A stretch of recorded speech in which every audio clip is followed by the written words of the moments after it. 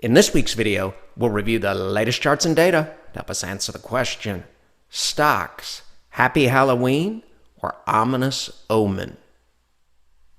I'm guessing that most of the people watching this video have read Stephen Covey's 7 Habits of Highly Effective People. Let's think about what we're trying to accomplish in the context of habit 1, be proactive. Successful investors take responsibility for their actions rather than letting fear or headlines dictate decisions. They focus on what they can control: strategy, allocations, and discipline, not daily market swings. And as we review the charts this week, and in the context of recent volatility, we can conserve a lot of energy and save a lot of time if we continue to focus on what we can control, rather than the infinite number of things impacting markets that we can't control, such as all the hysteria around the recent triggering of the Hindenburg Omen. Now, the data on your screen here is accurate and relevant. It's part of the weight of the evidence. You'll notice it was triggered on October 29, 2025. And looking back to 2018, a relatively short window, the average return in the S&P 500 2 months later was a loss of 6.38%. Now, if you look at the signal dates, you'll notice a lot of these signals happen back to back to back to back to back. 2018 here, 2018 here. So let's just say that's really one event. Late 2019 here into 2020, into the COVID crash, that's really one event. And late 2021 into 2022, that's really one event. You can see multiple signals triggered, 2 signals back to back, and another one here triggered in 2022. So let's look at those periods and compare them to the present day. All 4 charts, 20-day moving average all the way out to the 250-day. Thus, if the present day morphs into something more like this, or like this, concerns would increase. If we're trading the chart in front of us, we're not going to let the Hindenburg Omen spook us. This is the exact same chart with the exact same moving averages during the trading session on Friday, October 31st at 12:25 p.m. Eastern, when the S&P was up roughly 14 points. This is all relevant because it helps us keep an open mind and helps us remain flexible. But it should also be noted, this signal was triggered on the exact same day, 10/29/2025, 10/29/2025 over here. In this case, looking at data going back to 2018, the average outcome 2 months later, a loss of 6.38%. This signal, a little bit more robust in terms of the data. We're looking at data going back to 1905. And in that case, looking out approximately 2 months, average gain almost 5%. 6 months later, average gain 6.71%. This is relevant, and this is relevant. Later in the video, you may find this table helpful if you want to double back. We're going to cover these ratios in subsequent segments. This is the daily performance. This is the full month performance for the month of October. All right, all of this is scary over here, but if you've been in the markets a long time, you're familiar with the Hindenburg Omen, and you know long term it has a mixed record at best. From a Wall Street Journal article, significant stock market declines have followed the indicator just 25% of the time. Also from that same article, the signal's been deemed a common pickup line at perma-bear cocktail parties. Now, it should be noted, this article is from June 3rd, 2013, first sentence of the article. Rising bond yields, wavering stock prices, and now a Hindenburg Omen. Was it relevant on June 3rd, 2013? Did the market fall significantly? To answer that question, we'll walk forward from June 3rd, 2013 out to 2015, and we'll walk forward from the signal date, June 3rd, 2013, all the way into 2018, And you can pause your video player here and look at these numbers, but these are big moves. If you got spooked out of the market because of this headline, it was a big mistake. The market performed extraordinarily well for well over a year into the spring of 2015, which is this period here. And then after a give back, it moved from approximately 1600 to 2900 after the date of the signal. This is the signal date. This is the signal date. This is relevant. This and this are relevant. This is relevant. And this is also part of the weight of the evidence. But let's assume that we do get a similar outcome and negative outcome. And 2 months from the date of the signal, October 29th, 2025, the S&P 500 backtracks 6.38%. That was the average outcome. In the context of this chart that we're going to cover in more detail later in the video, it's really not that big a deal. From this closing price up here, if we dropped hypothetically 6.38%, that would only bring us to 64.51, and we would be above a rising 100-day moving average right now at 64.50. A backtrack to that level, 6.38%, would be roughly 64.51. We would have numerous bullish guideposts below us, and we would classify a drop or a give back of 6% in this environment as 100% normal and to be expected. So a table that has a lot of red in it looking out 1 week to 6 months, especially 1 week to 2 months or 3 months, needs to be taken in the context of what we're trying to accomplish. If bad things are going to happen, the 2025 chart will not look like this, day by day. It's a daily chart of the S&P 500 as of Thursday's close, which was a volatile session on Thursday, October 30th, 2025. The S&P 500 dropped 68 points, or approximately 1%. Thus, in this week's video, we'd prefer to review the charts as of Thursday's close to see how much damage potentially was done. So when we're fully invested, we want to ask and answer. The chart in front of us, is this the type of market that we want to be fully invested in? The answer is yes. There's no damage done on this chart in any significant manner. In fact, we're still trading well above an upward sloping 50-day moving average, in blue here, the dotted line. And hypothetically, if the S&P 500 dropped all the way back to the February high, around 6145-ish, that would represent approximately a 10 to 11% decline from the recent high, which, as we all know, within the context of a secular bull market, is 100% normal and to be expected. So after the volatile session and the big hit to tech stocks on Thursday, we have numerous reference points below telling us it's prudent to try to remain patient. Now, as we do each week, we want to shift gears to weight of the evidence perspective. We want to try to ask and answer, are we starting to see signs of a shift in the market's tolerance for risk?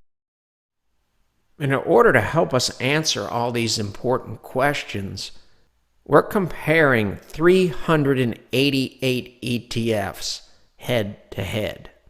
Once again, making no assumptions about leadership and the stability of that leadership. This too is a daily chart. Moving averages span from the 50-day in blue all the way out to the 200-day moving average in red. You can see after the week session on Thursday, when SPY was down 1.1%, we still have a full-bore bullish look with blue the fastest moving average on the top and red the slowest moving average, the 200-day, on the bottom. The white space in between the moving averages is indicative of a strong trend. If we look at volume by price here, this bar over here, and price action in this window, we have an area of possible support that comes in if SPY decided to backtrack further near the upward sloping 50-day in blue. As you can see here, typically when the Fed cuts rates, when the market is near an all-time high, good things happen.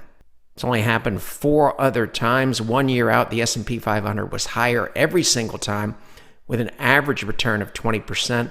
Worst case scenario, the market was 15% higher a year after the Fed's cut. Thus, hypothetically, that will be like walking forward 1 year from the close on Wednesday, the day of the Fed cut. There's a lot of talk about stagflation in terms of the market being concerned or overly concerned or having inflation enter showstopper territory similar to what happened in 2022. This is the look here on the weekly cloud of the 2-year Treasury yield that we would want to avoid. This is the look near the end of October 2025. This really doesn't look anything like this concerning look here in Q4 of 2021. Same general concepts apply to this chart. This is BSV, the Vanguard Short-Term Bond ETF. This is 2021, the rollover look. This is January of 2022. We really don't have anything like that at the end of October 2025. So weekly cloud of IEF, the 7 to 10 year Treasury ETF. This is the look here in January of 2022 that we would like to avoid. You can see October of 2025, even after Thursday's volatile session, really doesn't look anything like that concerning window. Similar concepts, still looking at the credit markets, JNK in the ETF world. It's a basket, a diversified basket of high yield, read riskier bonds. January of 2022 in the S&P 500, lower portion of your screen down here is rolling over. This is the look in the present day, well above an upward sloping 200-day moving average in blue, in stark contrast to JNK's proximity to the 200-day moving average in Q4 of 2021 and the slicing through look that we had in January of 2022. We mentioned this concept in last week's video. Sometimes you see people interpret long-term charts differently relative to short-term charts.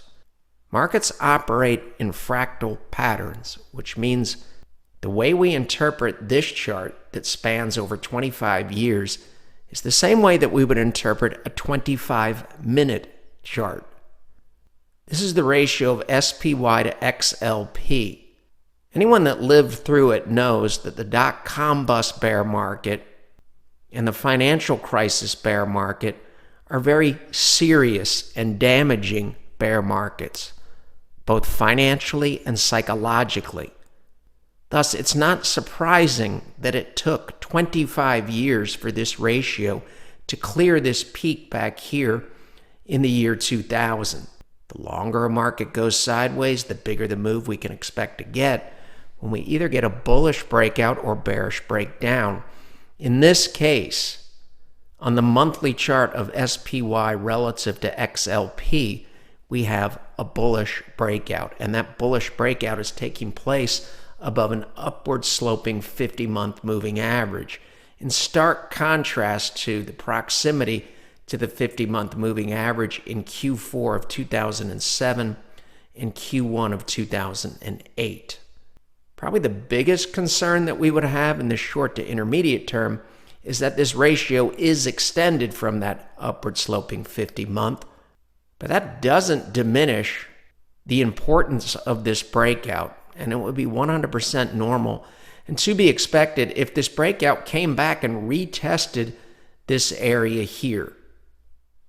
The same ratio here, the previous chart was a monthly chart.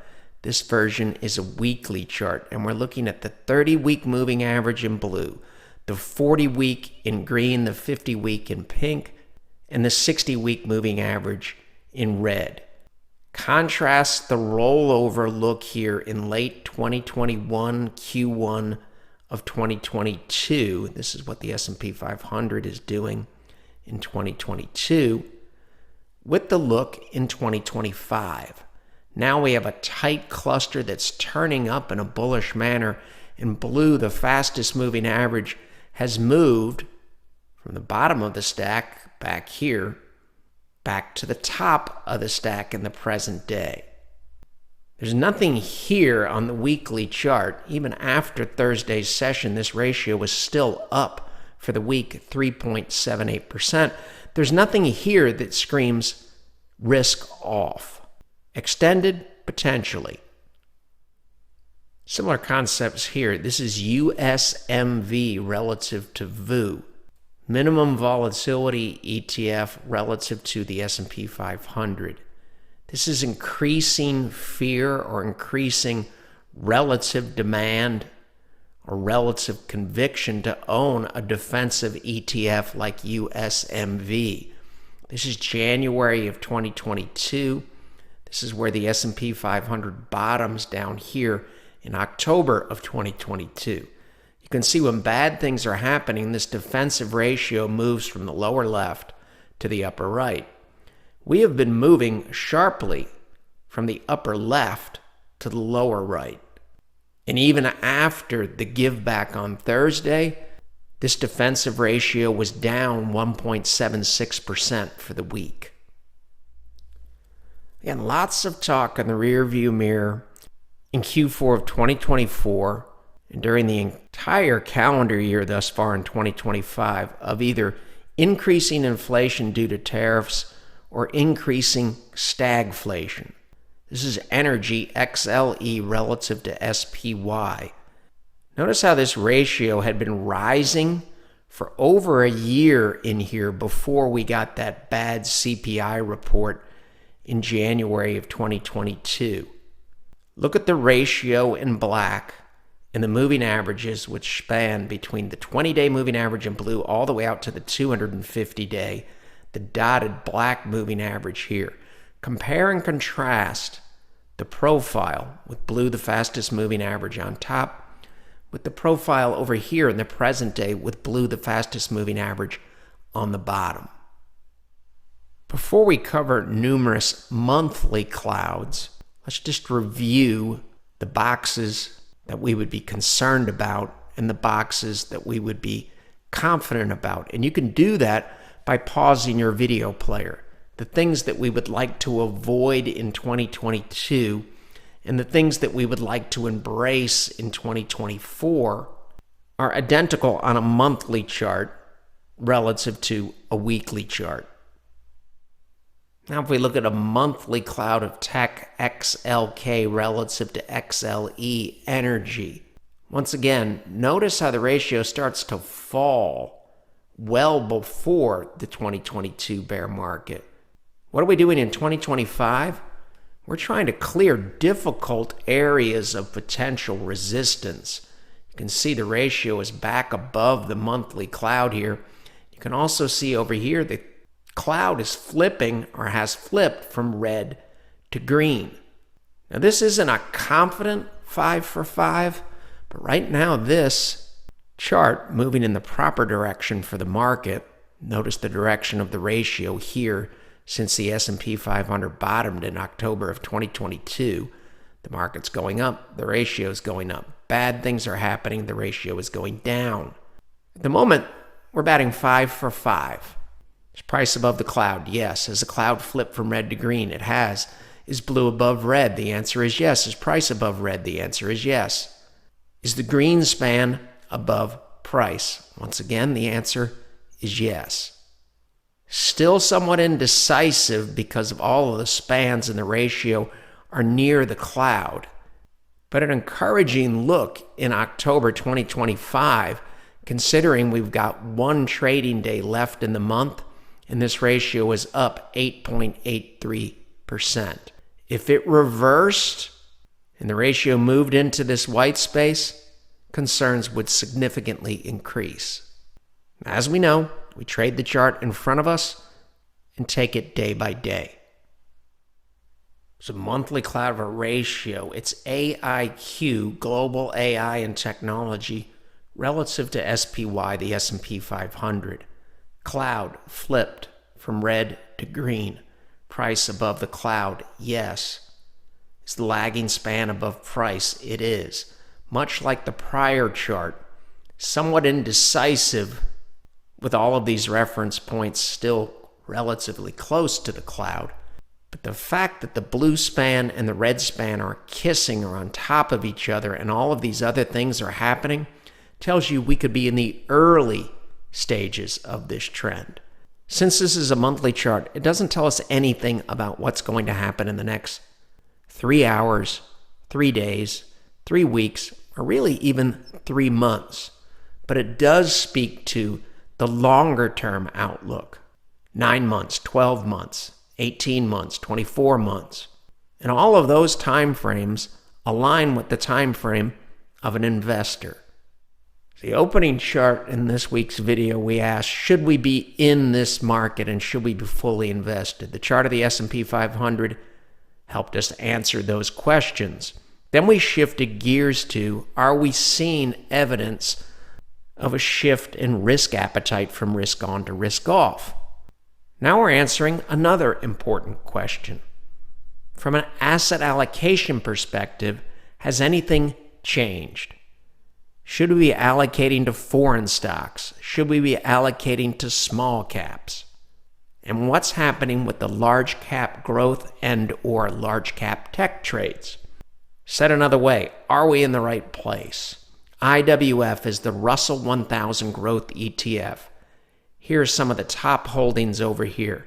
Nvidia, Microsoft, Apple, Broadcom, Amazon, Tesla, Meta, Google, aka Alphabet. Forget the cloud, just look at the ratio. What once acted as resistance in 2020, what once acted as resistance in 2021, what once acted as resistance in 2024 has now been exceeded after a hiccup in here and a head fake and a short stay.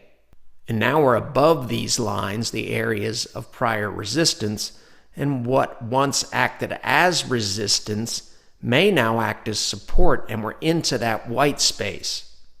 A lot of improvement here. Cloud has flipped from red to green. Both the lagging span, the green span, and the ratio are above the cloud and moving away from the cloud. And it looks like blue is trying to cross back above red, but this would tell us we're still indecisive somewhat. But with this setup, it also tells us we could be in an early stage trend. And the ratio would tell us the same thing. The longer a market goes sideways, the bigger the move we can expect to get.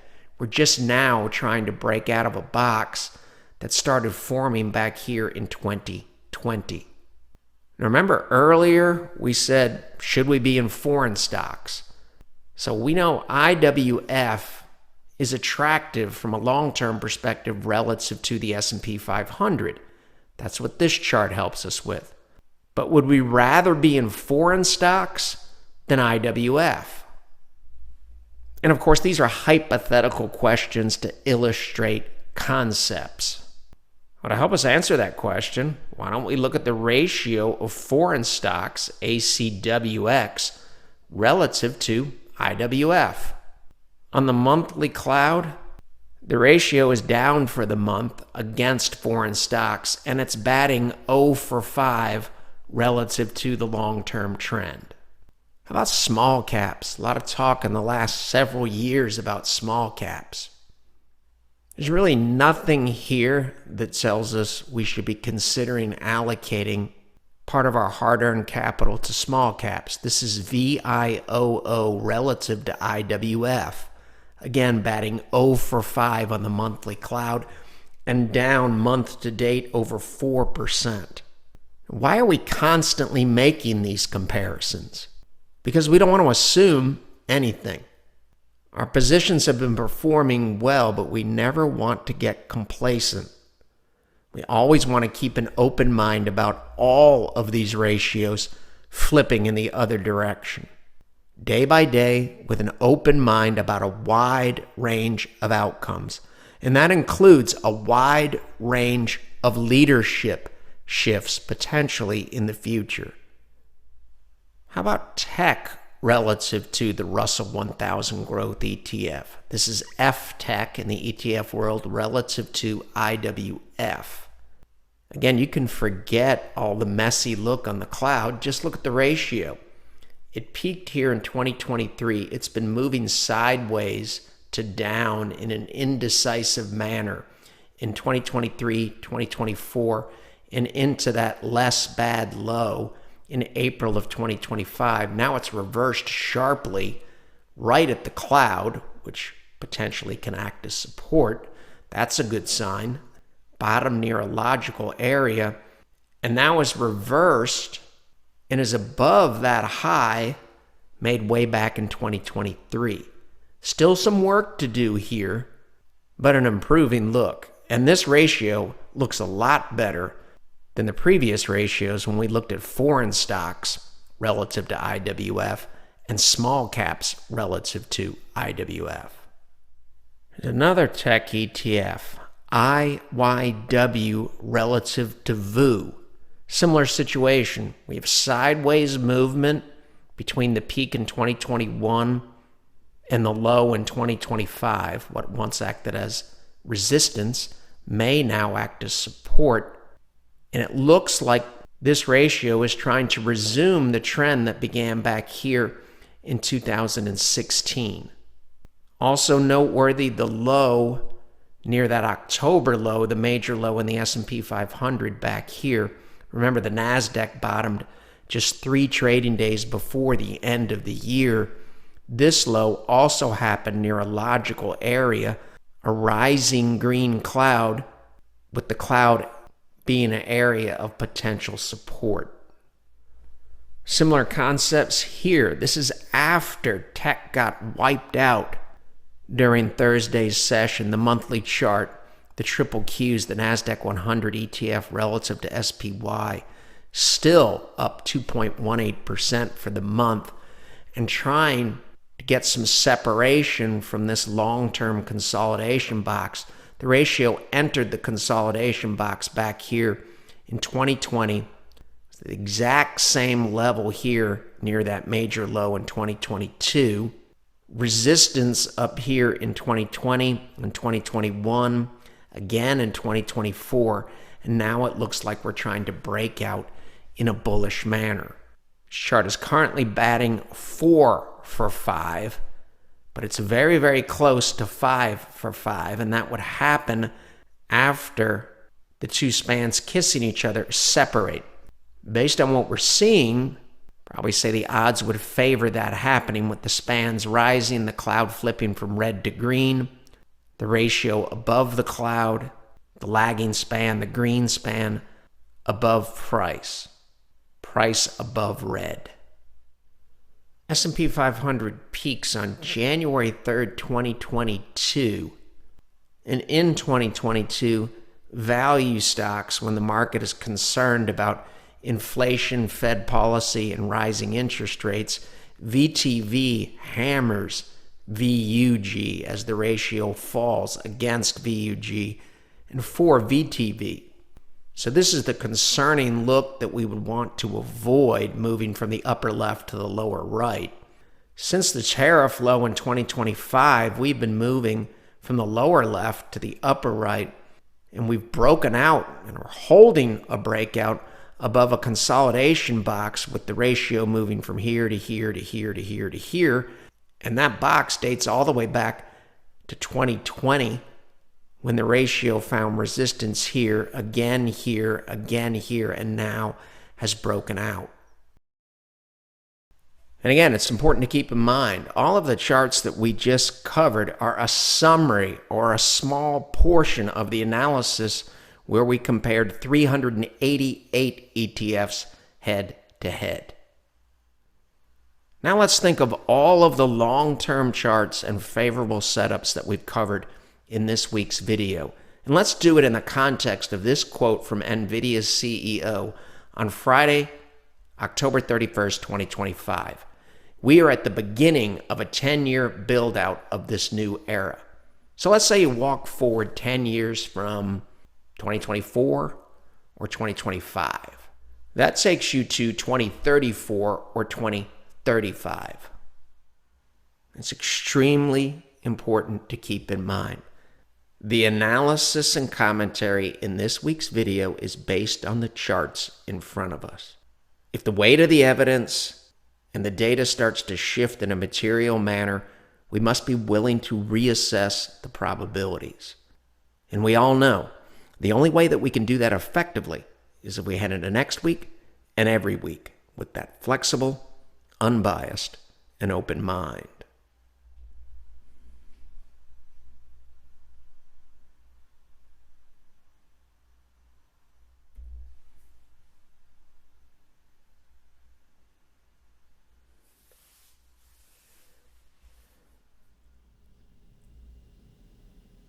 The material in this video has no regard to the specific investment objectives, financial situation, or particular needs of any viewer. This video is presented solely for informational purposes and is not to be construed as a solicitation or an offer to buy or sell any securities or any related financial instruments, nor should any of its content be taken as investment advice.